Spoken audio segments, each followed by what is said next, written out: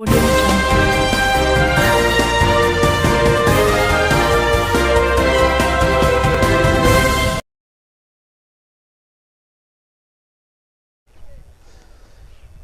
संगम news में आपका स्वागत है। आज हम बात करेंगे संगम नगरी प्रयागराज की उन बड़ी छोटी घटनाओं की जिनको प्रयागराज के लोग कभी भूल नहीं पाएंगे।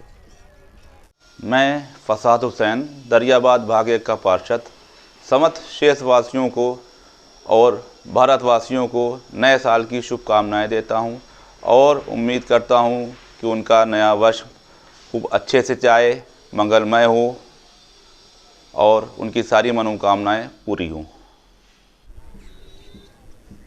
धर्म की नगरी प्रयागराज की पहचान माघ मेला पिछले वर्ष 2021 में सकुशल संपन्न हुआ, लेकिन ओमिक्रॉन के खतरे को देखते हुए क्या शासन प्रशासन इस वर्ष का माघ मेला सकुशल संपन्न करवा पाएगा, ये अपने आप में एक बड़ी चुनौती है।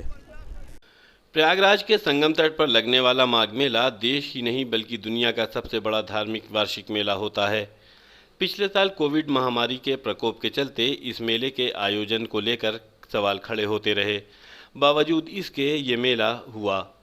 हैरत की बात है कि कोविड की चपेट में माघ मेला 2021 लगभग पूरी तरह अछूता रहा। माघ मेले में आई इतनी बड़ी भीड़ के बावजूद यहाँ न तो कोई मौत हुई और न ही कोरोना के संक्रमण का आंकड़ा बहुत तेज़ी से बढ़ा। अब जबकि ओमिक्रॉन का खतरा पूरी दुनिया में है और जिला प्रशासन जनवरी के महीने में माघ मेला कराने के लिए पूरी तैयारी कर चुका है, तब इस माघ मेले को ओमिक्रॉन के खतरे से बचाना प्रशासन के लिए एक बड़ी चुनौती होगी। अखिल भारतीय अखाड़ा परिषद के अध्यक्ष और श्रीमठ बागंबरी गद्दी के प्रमुख महंत नरेंद्र गिरी की संदिग्ध मौत ने जहां संत समाज को एक तरफ झकझोर कर रख दिया था, वहीं उनकी भरपाई करना भी बहुत मुश्किल है। प्रयागराज ही नहीं बल्कि देश भर के संत समाज को इस साल सितंबर के महीने में आई एक खबर ने हिला कर रख दिया। 20 सितंबर 2021 को अखिल भारतीय अखाड़ा परिषद के अध्यक्ष महंत नरेंद्र गिरी का शव उनके मठ के अतिथि कक्ष में फांसी के फंदे पर झूलता हुआ मिला। इसके बाद उनकी संदिग्ध मौत को लेकर सवाल खड़े होते रहे। सीबीआई ने मामले की जांच की और अपनी जांच रिपोर्ट भी कोर्ट में जमा कर दी। अब कोर्ट को फैसला करना है कि इस मामले में किसे दोषी करार देती है और दोषी लोग उच्च न्यायालय में जाकर कोई राहत हासिल कर पाते हैं या नहीं।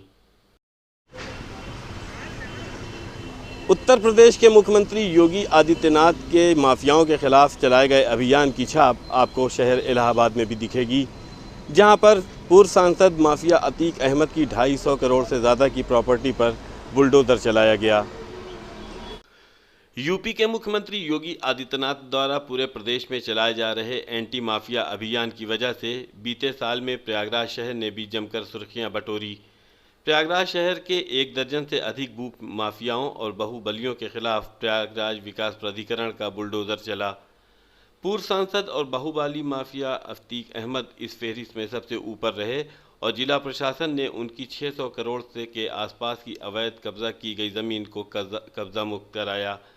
इतना ही नहीं, साल 2021 के जाते जाते यूपी के मुख्यमंत्री योगी आदित्यनाथ ने अतीक अहमद के कब्जा वाली ज़मीन में गरीबों के लिए आवास बनाने के सिलसिले का आगाज़ भी किया। इलाहाबाद यूनिवर्सिटी पिछले साल कई बार सुर्खियों में रही है। इसमें एक मामला था इलाहाबाद यूनिवर्सिटी के x vice chancellor A K. Hanglu का, जिनकी विदाई को इलाहाबाद के लोग कभी याद नहीं करना चाहेंगे। पूरब का ऑक्सफर्ड कहे जाने वाले इलाहाबाद यूनिवर्सिटी के लिए 2021 का साल बहुत अच्छा नहीं रहा।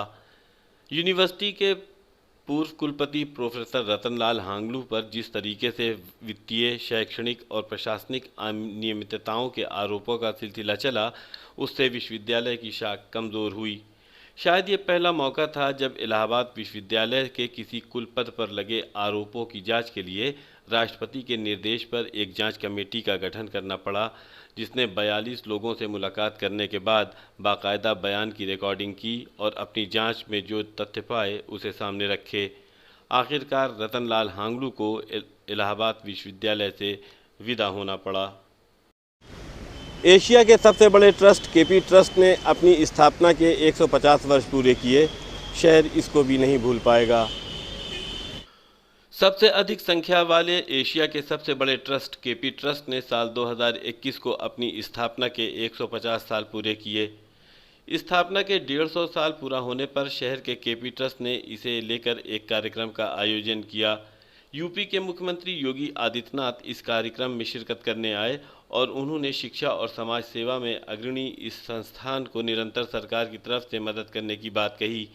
गौरतलब है कि इस ट्रस्ट से देश के प्रथम राष्ट्रपति डॉक्टर राजेंद्र प्रसाद भी जुड़े हुए थे। इसके अलावा देश की कई महान विभूतियों का भी इस ट्रस्ट से निकट का रिश्ता रहा है। श्री विष्णु एंटरप्राइजेस की ओर से हमारे सभी देशवासियों को इस नव वर्ष 2022 की हार्दिक शुभकामनाएं। आज खबरों में बस इतना ही। आप हमारे YouTube चैनल को लाइक कीजिए, सब्सक्राइब कीजिए और शेयर कीजिए और आप देखते रहिए संगम न्यूज़। नमस्कार।